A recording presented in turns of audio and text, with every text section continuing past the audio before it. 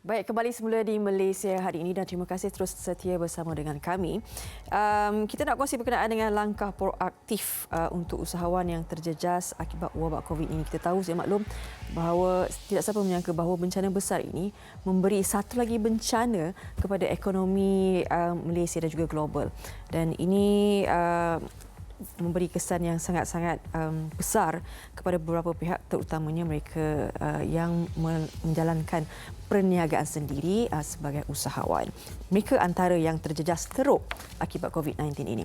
Baik, kita nak bersama dengan Muhammad Fahdi Muhammad Ghazali, merupakan perunding perniagaan digital bersama kami. Hello, Assalamualaikum Fahdi. Waalaikumsalam warahmatullahi wabarakatuh. Diharapkan sihat ya.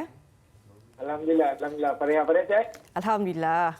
Okey, Fahdi, kita tahu ini antara isu besar juga yang tular juga kan. Kalau kita buka benda-benda laman sosial dan sebagainya, pastinya ini yang memperbaiki usahawan ada yang banyak respon kan, sama ada baik ataupun buruk. Apatah lagi baru-baru ini kerajaan telah memperkenalkan beberapa pakej rangsangan ekonomi dengan jumlah pertukaran kan kepada pihak-pihak yang terjejas dan sebagainya. Ini berkenaan dengan usahawan ni Fahdi. Mungkin boleh kongsikan apa sebenarnya ancaman buat usahawan ketika krisis ini? Okey, alhamdulillah. Bismillahirrahmanirrahim. Basically ancaman paling utama untuk usahawan dia of course dari sudut ekonomi lah. Tapi bagi saya ekonomi adalah sesuatu yang kita tidak boleh kontrol. We cannot control the economy sebab dia banyak faktor-faktor kan. Tapi yang paling kita boleh kontrol is our mindset, our mentality. So dikala keadaan ekonomi begini, ancaman paling utama adalah ancaman dari bagaimana sudut pandang kita melihat situasi ini. Sama ada ia akan memberi kesan negatif kepada kita atau ia akan membuka peluang-peluang baru kepada kita. Itu cara sudut pandang yang kita perlu ambil. Saya suka ambil contoh apa berlaku pada negara China pada tahun 2003. Sewaktu itu berlaku SARS. Macam kita juga, COVID-19, kena duduk dekat rumah, stay at home, tak boleh keluar. Sama, 2003. Dan ketika itu, salah satu company yang affected adalah Alibaba Group. Dan untuk makluman Fariha, pada ketika itu, mereka tidak ambil mentality negatif. Mereka ambil positive side. Which is ketika itulah mereka launch satu platform pembelian online namanya Taobao. Right? Dan Taobao ni macam kita dekat Malaysia lah. Platform-platform untuk pembelian online seperti apa yang kita sedia maklum, ada Lazada dan sebagainya. Ketika itu market ataupun market share Alibaba meletup dan akhirnya dia jadi sebuah company yang bernilai hampir 500 bilion US dollar. Disebabkan berlaku isu SARS. Macam kita sekarang ni COVID-19. So mentality is very important lah pada ketika ni. Sudut pandang. Baik. Okey, itu sudut pandang yang positif perlu kita halakan untuk melihat bagaimana ada peluang dan juga ruang yang perlu dilakukan oleh usahawan ketika krisis ini. Mungkin sedikit tips kepada para usahawan yang nak menyahut cabaran yang diberi oleh Fahdi sendiri untuk buat marketing secara online ketika krisis ini. Basically, right. Ini benda yang topik yang super important, right? Super important sebab di kala keadaan begini, saya saya sendiri dapat mesej daripada ramai usahawan yang bagi tahu tentang macam mana nak teruskan bisnes atau ada orang yang baru nak start bisnes kan. So cara bagaimana untuk kita buat marketing pada saat ini, dia berlainan, sedikit berlainan berbanding cara yang kita buat sebelum-sebelum ni. Right? Saya nak sharekan kepada anda strategi ni very important. Okay? So, kita masih lagi perlu buat sales. Right? Kita perlu buat sales. Kita kena buat jualan. Sebab ada di kalangan usahawan kita, dia sangat bergantung kepada daily cash. Harian. Masuk hari-hari kan. Jadi apa yang perlu mereka buat adalah buat sales seperti biasa tetapi masukkan elemen empathy, simpati di dalam marketing yang kita buat. Contoh? Don't be too hard sell. Contoh begini. Sebelum ni kita kata, contoh saya ada pen. Alright? Belilah pen ini. Pen ini akan selesaikan masalah anda. Tapi di kala COVID-19 kita tak boleh cakap macam tu. Kita kena beritahu bagaimana keadaan anda di rumah, bagaimana dengan family anda, It's time for you untuk ambil a piece of paper dan rancangkan satu plan selepas saja COVID-19 ini berakhir. Apa kata anda beli pen daripada saya? Itu cara dia. So, lebih simpati, lebih empathy. Tapi sale masih lagi perlu berlaku, Faria. Ya. Right? Kalau kita tak buat sale, macam mana kita dapat cash? Itu nombor satu. Nombor dua, cadangan saya marketing sewaktu krisis ini, saya cadangkan untuk kita buat launching produk atau launching service. But then, kita kena faham satu perkara. Pada ketika ini, orang tidak membeli. Bukan dia tak beli langsung, tapi dia berjaga-jaga. Yeah. Tapi kita kena faham, pernah tak ambil air berkarbonat, Fariha goncangkan botol tu, lepas tu buka penutup dia. Bila buka penutup, dia akan meletup gila-gila punya, betul tak? Ya. Sama juga, sekarang ni perasaan orang nak membeli itu membuat-buat. Cuma mereka tahan. Ya, So betul. that's why, apa yang perlu kita lakukan sekarang adalah buat strategi launching. Kita bagi tahu kita akan lancarkan produk atau servis. Contoh, dengan izin Allah, insya-Allah kita punya tekatan ni akan habis pada 15 hari bulan. So launching tu berlaku pada 15 hari bulan 4.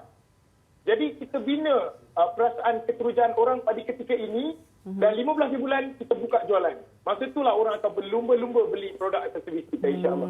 So dua cara, sales dan juga kita buat strategi launching. Cuma kena lebih bersifat empathy, simpati dengan keadaan orang sekarang. Itu my cadangan lah. Cadangan saya. Maknanya ini adalah tempoh sesuai sekiranya ingin dilakukan pemasaran juga promo-promo yang berkaitan dengan ini sebelum nak launching produk yang itulah yang baru. Betul.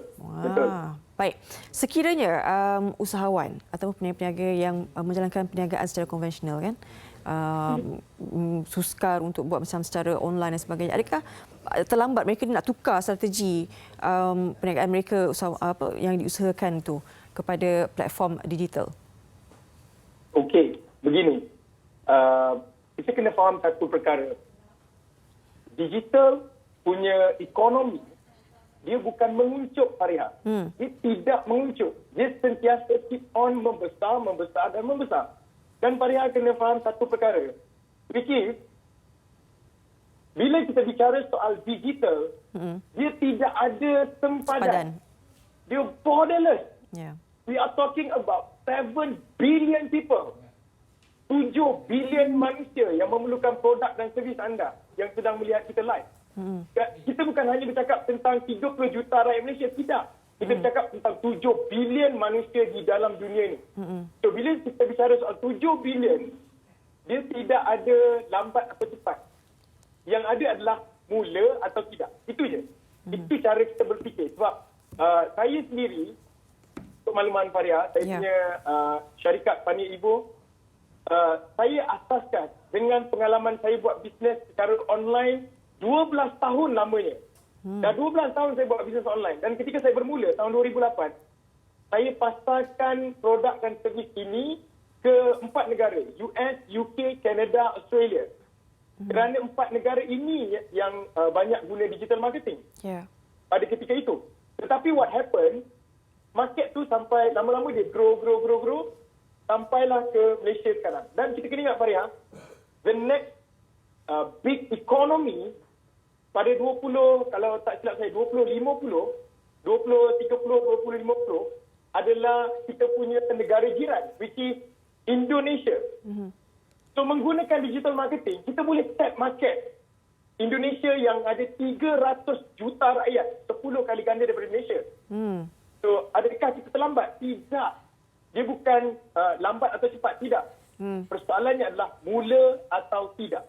Ya, mungkin juga boleh memberi sedikit pandangan baru kepada usahawan ataupun bakal usahawan ini bahawa perlu memikir lebih jauh sebenarnya pasaran itu, bukan saja tertakluk di dalam saja ketika ini. Betul. Kita kena fikir lebih jauh, Faria. Ya. Serius. Okey, itu antara kriteria yang perlu ada dalam seorang usahawan.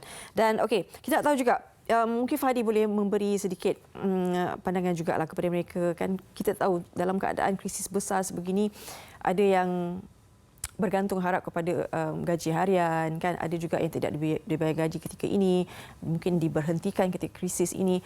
Bagaimana boleh membantu mereka dalam membawa mereka ini ada kehidupan baru dalam perniagaan digital? Okey, first thing first. Perkara pertama, kita ambil dulu yang buat bisnes dulu. Sebab ada dua kategori yang Faria sebut tadi.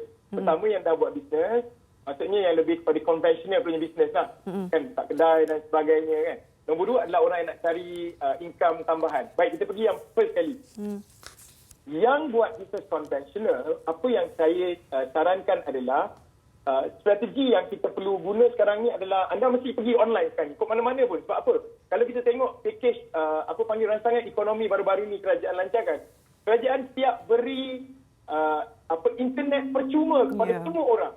Imagine, maksudnya apa? Mata kita akan tertumpu di skrin, Faria. Pertama akan tengok TV, skrin. Kita tengok MHI sekarang kan, di skrin. Nombor dua, kita mungkin akan tengok skrin laptop. Nombor tiga, skrin telefon. Tiga skrin ini adalah tempat yang kita akan habiskan masa. Dan kita ada internet banyak sekarang ni. So that's why kita perlu munculkan bisnes kita di internet. Cuma, bagi mereka yang bisnes konvensional sekarang ni, saya nak sarankan kepada anda cuba tengok target market anda sekarang ni umur berapa. Okey, katakanlah umur anda 25 ke 30. Biasanya mereka duduk di Instagram. Contoh, saya bagi contoh. Kalau 30 ke 40 atau 40 ke atas, mereka akan ada di Facebook. Kalau 20 tahun ke bawah, right, mereka akan ada di TikTok. Saya sebut je platform supaya mereka tahu gambaran. Jadi bila tahu di mana range umur orang, kita boleh target dipanggil pillar ataupun tiang seri untuk kita buat marketing. Kita jangan pergi kepada semua platform, Faria, nanti pening. Pening kepala nak pergi mana satu. Pilih satu mengikut kategori market kita and then kita buat pemasaran. Saranan saya, pemasaran yang paling efektif pada ketika ini adalah buat live. Buat video live. Dekat mana-mana platform lah. Yang penting buat live. Sebab apa? Di kala keadaan begini, orang nak membeli dengan orang yang mereka percaya saja. People that they trust. So dengan live, orang akan percaya kita. Orang akan lebih percaya kita. Orang nampak muka kita, cara kita bercakap. Jadi mereka akan start beli dengan kita. Bagi mereka yang sekarang ni nak cari side income, saranan saya adalah cari masalah, bukan cari bisnes. Betul. Ini kesilapan orang. Cari masalah dulu. Apa yang orang perlukan sekarang? Kalau mereka duduk rumah, apa mereka perlukan? Bisnes wujud sebab bisnes. Sebab masalah. So cari masalah, daripada situ buat bisnes. Itu antara peluang terbaik. Baik, terima kasih Muhammad Fahdi Muhammad Ghazali, Perudin Perniagaan Digital. Banyak sekali ilmu yang kita pelajari hari ini. Terima kasih banyak-banyak Fahdi. Alhamdulillah. Atas perkongsian ini. Semoga membantu. Okey, sedikit tips kepada usahawan dan juga bakal usahawan. Jangan jadikan ini antara ruang menjatuhkan kalian, tetapi bangkit dengan semangat yang baru dan pandangan yang sangat positif untuk membina semula mana yang telah melalui kerugian ini. Baik, selepas ini kita akan berehat seketika. Sekembalinya nanti kita akan berbicara berkenaan dengan inisiatif sukarelawan berkenaan dengan komuniti para pencetak 3 dimensi Malaysia. Semuanya selepas ini.